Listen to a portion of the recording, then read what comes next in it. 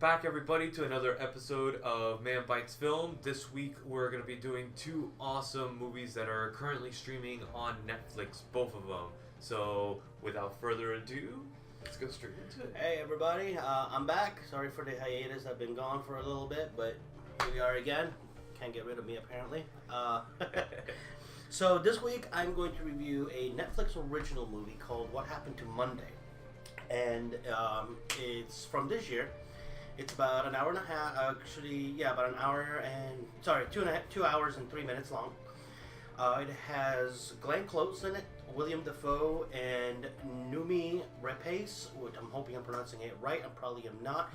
For those that don't know her, she was actually, people are like, oh, she's a newcomer. She really isn't.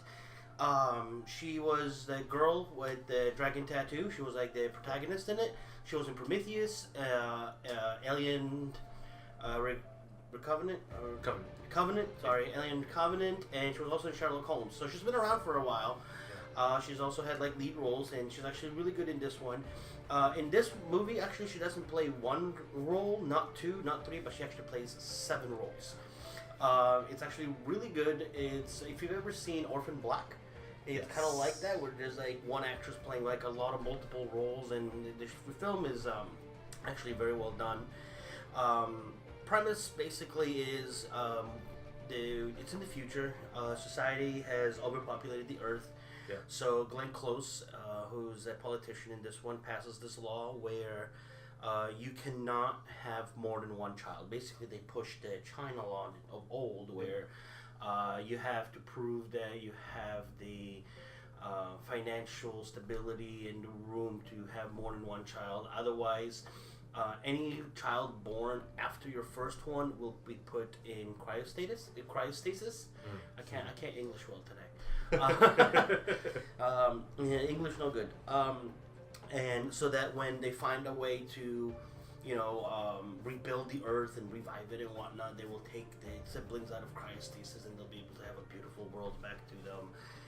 I think it had to do with the hunger, that there wasn't enough food, correct? There wasn't like enough food, and that was the rationale to start it.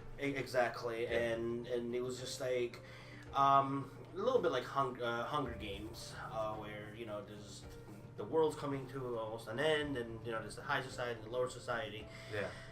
And Willem Dafoe. I thought it was cool. I thought it was really cool the way that they played, and they included all 7 roles in the same scenes, and they did a great job with that. They really did, and each person is different. It's not just kind of like we're both wearing different T-shirts and we're wearing different pants and put a face on it. No, it's literally like one, it looks like a business person, the other one looks like she just walked out of a rave, and that's her personality.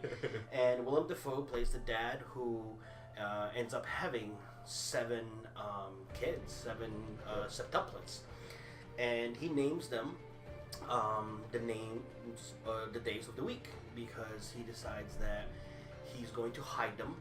And every day, the name, for example, if you're Monday and I'm Tuesday, every Monday you're the one that gets to go out to the world, and you stay home for the next 6 days. On Tuesday, I go out, and so on and so forth. Well, just like in theory, just like on Blueprint, everything seems to work well, and then things start happening, and you have different personalities, and and they have to tell each other exactly what they did that day. So if they weren't the same person and dressed the same way, in just the same way, they're not like, hey, remember we talked about this, and you're like, no. Yeah, which it plays pretty funny roles in the movie. It does come into effect quite a bit. But I very much liked it. I liked the premise of it. I liked it was really good. The big name actors, which you would think, you see Glenn Close, you think Willem Dafoe. They barely come out of it. They're barely in it. They're more like supporting actors, and they have enough to where they have their role and whatnot. But it basically revolves around these 7 sisters and how they survive and everything. One thing that not really bugged me, but like it was weird, because the premise feels like it's taking place in America, which is fine. Yeah. The girl, the actresses, Noomi, has this weird I don't even want to say like Eastern European accent. It's just like yeah, she does. It's an accent that you can't really like place. It's a little hard to place, but it doesn't fit in with everybody around. Yeah. You know, had she been like adopted, and there's a backstory where these 7 sisters got adopted from like an Eastern European country, then yes, it makes complete sense. But for her to have like this, to have a American-speaking dad, if you want to put it that way, living in a society where everybody has the same accent, everybody speaks the same way, to have like this out-of-place accent, to me, it's the one thing that really threw me off throughout the entire movie. It was just kind of like, why? It's never explained. It's never, and I guess like that's the way that she talks. That's the way she talks, and that's fine. But it's not given any background. It's not given any. There's something off about the movie. I couldn't pinpoint what it was. I think maybe that might have been it. There was something that just didn't enthrall me. It was like watching Kevin Costner play Robin Hood in Prince of Thieves. It's like, you are British. Why are you talking with an English accent? Yeah. Because unlike other Robin Hoods, I speak with an English accent. So that's really the one thing that really threw me off. Couple of small plot holes here and there, but nothing to where it's like, oh, this makes no sense. No, it was very enjoyable. The 2 hours would actually went by pretty fast. Oh yeah. There's quite a bit of action in it. Like, it starts off a little, not slow, but like more like it sets the premise, the plotting, and the backstories and whatnot. So, which it does a phenomenal job of. You actually get the full story before the actual story of the film starts. You get the backstory that leads up to all these characters and where they're at and why they're at. And even like the flashbacks are well put. They're not just like random flashbacks where it's like, why is this here? You know that something's about to happen. It's going to affect it. It started back there, and there was that one scene where, I'm not giving it away, but the girl comes back after skateboarding and she's injured, and he has to do what he has to do. That was great. I was like, oh my god, I was cringing. That was definitely like the cringe factor for me. But it shows the dedication that William Dafoe as father played to these children, that everything had to be equal. Exactly. It's really cool. Easily, I would probably give it like an 8.5 out of 10. Okay. Very easily. I'd probably go with a 6 or 7 out of 10, honestly. It was a great movie, but it had something that just threw me off from the beginning. There was something off about it, and it took me away from the movie itself. Mm-hmm. And I kind of felt like, I could do other things while watching this movie type of thing. It didn't keep me on my seat. Yeah, there were some parts where you just kind of like, okay, we get it. Like, let's move forward a little bit. Yeah. But like, could have to been me, cut by 20 minutes. Yeah, I mean, like, to me, it wasn't that bad. Like, I've seen a lot, not worse movies, but like a lot of other movies to where like literally I'm like, this thing's gonna take about 10 minutes. I'm gonna get up and go cook and come back. Mm-hmm. I liked it. I recommend it, obviously, and if anybody does watch it, I'd really like to hear your comments or read your comments and see what you guys think about it. And discussions are always welcome. Debates are always a wonderful thing. So it's not 20th Century Fox anymore. It's Disney. It's Disney. Yeah. You gotta put the Disney thing under the bottom, right? You know what that means, right? Anastasia is finally a Disney princess. The debate is over.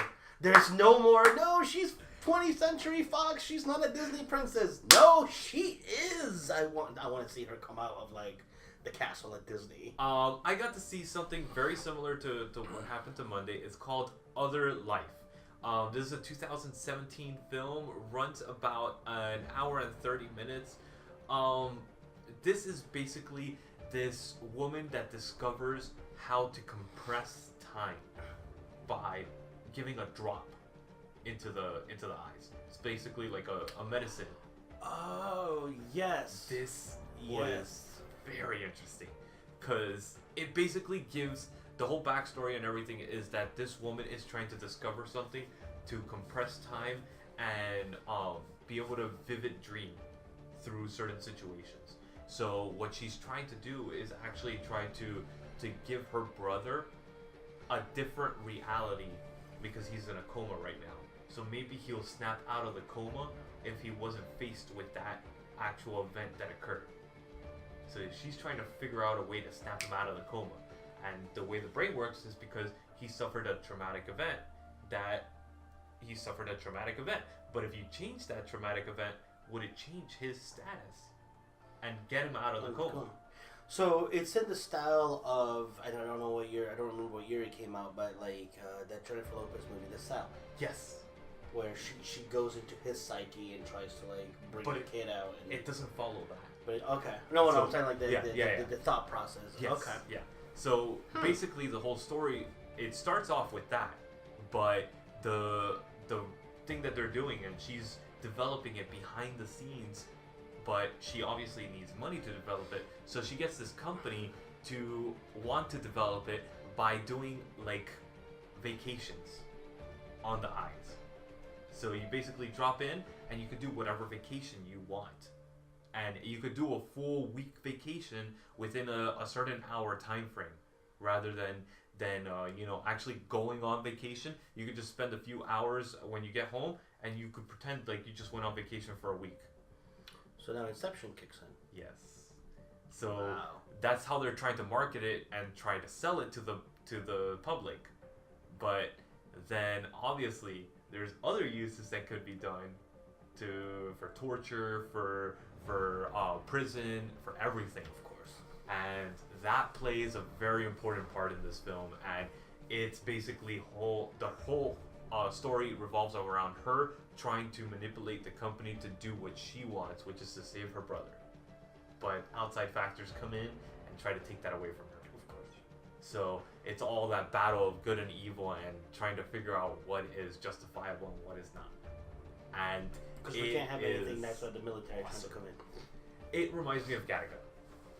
Ah, yes. Okay. It reminds me a lot to that style, that it's very similar to that. And that's why I chose it, because you said, what's happening to Monday? So I was like, what happened to Monday? So I was like, alright, this is very similar to that. It has that same sci-fi weird twist to it, and it's plotting on that same course type of thing.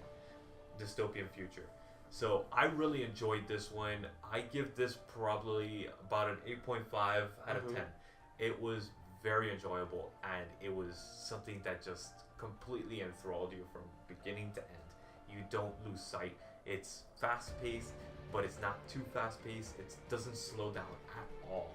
There's no extra slack in there. Everything has a reason and everything has a point in the movie. It's pretty tight. Okay. And again, it's streaming on Netflix, so check this one out. It's called OtherLife, and any big names in it, or no, just... no. Okay. Yeah, it's straight up just like indie film, but it's pretty freaking good, man. I was really impressed with it. I was really impressed. And same thing, stumbled across it because Netflix recommended it. It was like a 99% recommendation for me. Oh, nice. So I was like, oh, yes. I don't know, that 1% though, yeah. Like, is he really gonna kill it for me? No, I think I'll skip it. Right? I didn't get a chance to see it, and I do apologize. But no, you're fine. It's definitely something that I'm going to go home and watch. Yeah, it's definitely worth it. So again, it's OtherLife, and this one's streaming on Netflix, and yours was... Mine was What Happened to Monday, also streaming on Netflix original, couple of hours long, and something it's worth it. Watch. Both movies I think are really worth it. Not exactly family movies, but if you got like older kids like in their teens, they may actually sit and enjoy it as well. So I'd say probably PG-13 on both. I believe so. I don't think it has anything, no real sexual content, no language, anything like that really. No, but mine is a little like graphic in some cases, so mine may be rated R. I mean, not. But nothing like Punisher. or nothing like Punisher. Yeah. No. Yeah, not like that. We need to talk Punisher at some point because it's. That's gonna be on our end of year episode.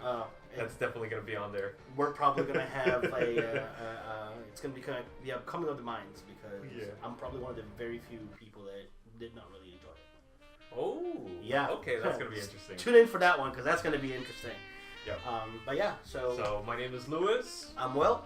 And we'll see you guys next week for another episode of Man Bites Film.